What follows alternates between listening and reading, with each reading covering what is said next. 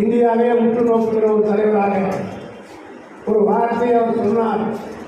சனாதனத்தை எதிர்த்து பேசினார் என்பதற்காக காஷ்மீரத்திலிருந்து கன்னியாகுமரி வரை அவர் மீது பாய்ந்தார்கள். ஆனால் அதை பற்றியெல்லாம் கவலைப்படாமல் பெரியாருடைய சித்தாந்தங்களை இந்தியா பூராவும் பரப்புகிற ஒரு கருவியாக ஒரு தலைவராக இன்றைக்கு உதயநிதி ஸ்டாலின் அவர்கள் திகழ்கிறார்கள். ஆக நாடாளுமன்றத்திலேயே அவரை பற்றி பேசக்கூடிய அளவுக்கு அவர் அரசியலை காலடி வைத்த மிகப்பெரிய காலத்திலே வளர்ச்சி பெற்றுவிட்டார். அதனுடைய வைத்தியத்தில் தான் இன்றைக்கு அவர் மீது எல்லோரும் காய்கிறார்கள். ஆனால் அவர் எதை பற்றியும் கவலைப்படாமல் சிறப்பாக பணியாற்றக்கூடியவர். எப்படி தலைவர் கலைஞர் அவர்கள் அண்ணாவுக்கு பிறகு 50 ஆண்டு காலம் வழி நடத்தினார்.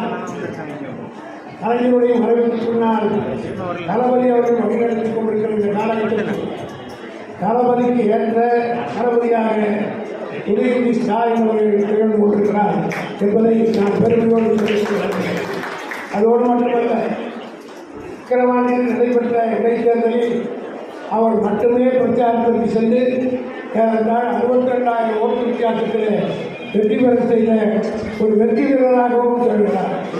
ஆகவே எல்லா வகையிலும் கலைஞரை போல இன்னும் சொல்ல போனால் என்னை பொறுத்தவரையில் கலைஞரோடு மிக நெருங்கி பழகினோம். 50 ஆண்டு காலம் அவரோடு இருந்தவர், தளபதியோடு இருக்கிறவர். ஆக இந்த 2 பேருடைய பழகிற வாய்ப்பை பெற்ற நான் உதயநிதி ஸ்டாலின் தலைமையிலே தலைவர் அவர்கள் 50 கோடி அமைத்தார். அதில் நானும் தேர்ந்தெடுக்கிறேன். அவரோடு 2 ஆண்டு காலம் பணியாற்றியதில் கலைஞரை போல எல்லா குணாதிசையிலும் வென்ற ஒரு தலைவராக இருக்கக்கூடியவர் நம்முடைய உதயநிதி ஸ்டாலின் என்பதை நாம் கண்கூடாக கண்டேன். தலைவர் கலைஞர் ஒரு வருகிறார் என்றால் வருகிற போதே இவர் சொல்லுவார், இவர் இதற்காகத்தான் வருகிறார், இந்த நோக்கத்தோடு தான் வருகிறார் என்பதை உட்கார்ந்து கொண்டே சொல்லக்கூடிய ஆற்றல் பெற்றவராக தலைவர் கலைஞர் இருந்தார். அதே குணத்தை